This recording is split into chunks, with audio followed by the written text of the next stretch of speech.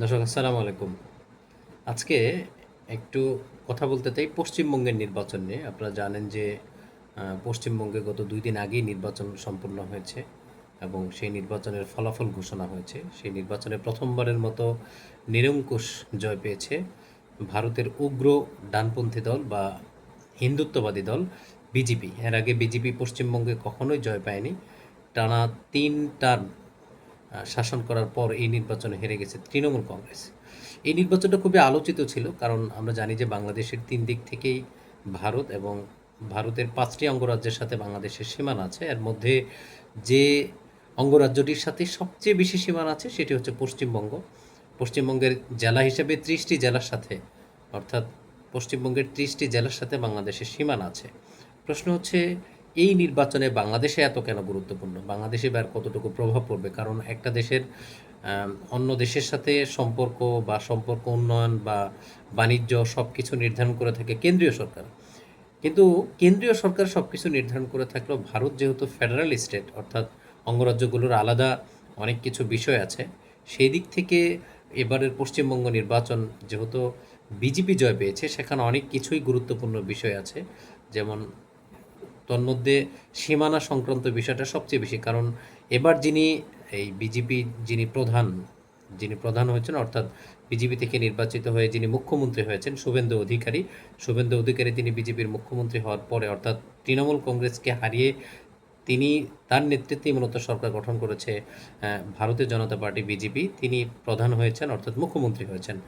তিনি বাংলাদেশ নিয়ে অনেকগুলো বিতর্কিত মন্তব্য এর আগে করেছেন। কারণ এই বিতর্কিত মন্তব্যগুলো এক ধরনের শঙ্কা তৈরি করে যে এই উগ্র ডানপন্থী দলটি ক্ষমতায় আসার পরে বাংলাদেশের সীমানায়, বিশেষ করে পশ্চিমবঙ্গের সীমানায় কী কী ঝামেলা হতে পারে। আমি আগেই ঝামেলাগুলো হওয়ার আগে একটু বলে নেই যে তৃণমূল কংগ্রেস ৮০টি আসন পেয়েছে এবারের নির্বাচনে, আর ২০৬টি থেকে ২০৭টি আসন পেয়েছে হচ্ছে বিজেপি। ২০০ মোট ২৯৪টি আসনের মধ্যে এই বিধানসভা নির্বাচনে। কেন এই নির্বাচনে বাংলাদেশের জন্য উদ্বেগের কারণ? তার মধ্যে কারণ হচ্ছে বিজেপির যিনি মুখ্যমন্ত্রী হয়েছেন, সেই শুভেন্দু অধিকারী, তিনি বাংলাদেশ নিয়ে অনেকগুলো বিতর্কিত মন্তব্য করেছেন। আমি যদি কিছু বিতর্কিত মন্তব্যের কথা বলি, তোর মধ্যে হচ্ছে তিনি বাংলাদেশকে দখল করার হুমকি দিয়েছিলেন। অর্থাৎ অন্তর্বর্তী সরকার যখন ক্ষমতা নিলেন, তিনি সবচেয়ে বেশি বিতর্কিত মন্তব্যগুলো করেছেন মূলত এই অন্তর্বর্তী সরকার যখন ক্ষমতায় ছিলেন ঠিক তখনই। তন্মধ্যে একটা বিতর্কিত মন্তব্য হচ্ছে যে তিনি পুরো বাংলাদেশটাকেই দখল করার হুমকি দিয়েছিলেন। তখনও তিনি মুখ্যমন্ত্রী হননি, তখন তিনি বিরোধী দলীয় নেতা। এছাড়া তিনি আরও যে উল্লেখযোগ্য হুমকিগুলো বা যে বিতর্কিত মন্তব্যগুলো বাংলাদেশকে নিয়েছেন, বাংলাদেশ একটি স্বাধীন রাষ্ট্র, তিনি বাংলাদেশকে যেমন দখল করার হুমকি দিয়েছেন, একই সাথে তিনি অভিযোগ এনেছেন যে বাংলাদেশকে হিন্দুদেরকে যেভাবে নির্যাতন করা হচ্ছে, এই জন্য বাংলাদেশে ইসরায়েল যেভাবে গাজায় গণহত্যা চালাচ্ছে, যেভাবে হচ্ছে অপারেশন চালাচ্ছে, বাংলাদেশে তিনি এরকম একটা অপারেশন চালানোর জন্য ভারতীয় সরকারের প্রতি, অর্থাৎ কেন্দ্রীয় সরকারের প্রতি তিনি দাবি জানিয়েছিলেন।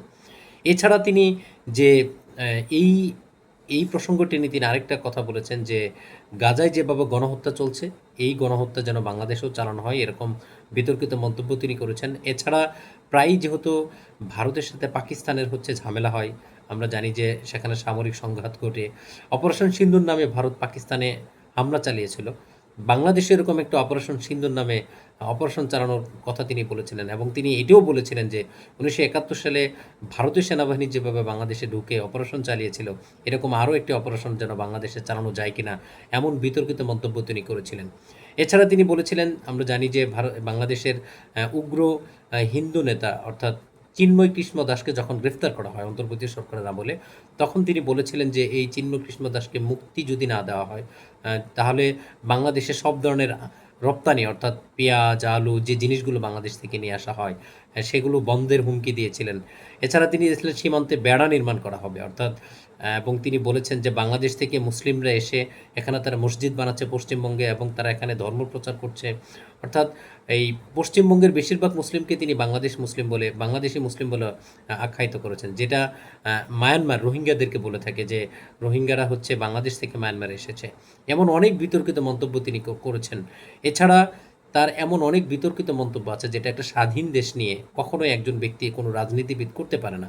এছাড়া ইতিমধ্যেই তিনি ঘোষণা দিয়েছেন যে ক্ষমতায় আসার পরে তিনি এই যারা হচ্ছে আহ, বাংলাদেশ থেকে যেসব মুসলিম ভারতে এসেছেন, কে এসেছেন সেটা তিনি, কে গিয়েছেন সেটা তিনি ভালো বলতে পারবেন।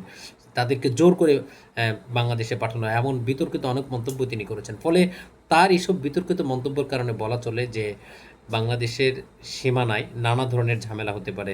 এমন একজন বিতর্কিত ব্যক্তি যখন ক্ষমতায় আসে তখন বাংলাদেশের উদ্বেগের অনেক কারণই আছে, যেহেতু সবচেয়ে বেশি সীমানা হচ্ছে আমাদের এই পশ্চিমবঙ্গের সাথে। প্রশ্ন হচ্ছে এখন কোন কোন জিনিসগুলো উদ্বেগের কারণ হতে পারে। ইতিমধ্যেই মন্ত্রিসভা গঠন হয়েছে, তিনি মুখ্যমন্ত্রী হয়েছেন। আমার কাছে যেটি মনে হচ্ছে যে তিনি যখন মুখ্যমন্ত্রীর দায়িত্ব নিয়েছেন, সবচেয়ে যে প্রবলেমগুলো হতে পারে, যে উদ্বেগের কারণগুলো হতে পারে, তার মধ্যে সবচেয়ে বড় কারণ হচ্ছে তিনি বলেছেন ক্ষমতা গ্রহণের কিছুদিনের মধ্যে তিনি সীমান্তে বেড়া নির্মাণ করবেন। এটা তিনি করতেই পারেন।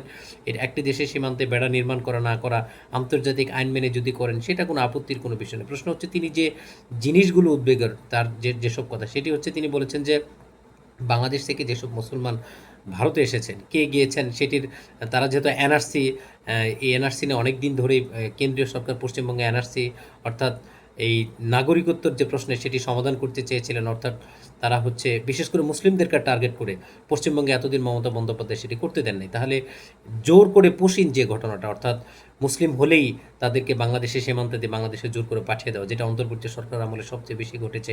সীমান্তে হত্যাকাণ্ড বাড়তে পারে, সীমান্তে চুরি বাড়তে পারে, অপরাধ বাড়তে পারে, সীমান্তে নানা ধরনের ঝামেলা হতে পারে। বিএসএফ, বিজেপির সাথে বা যারা সীমান্তবর্তী, যারা এই দেশে বাংলাদেশের নাগরিক, তাদের সাথে নানা ধরনের ঝামেলা হতে পারে।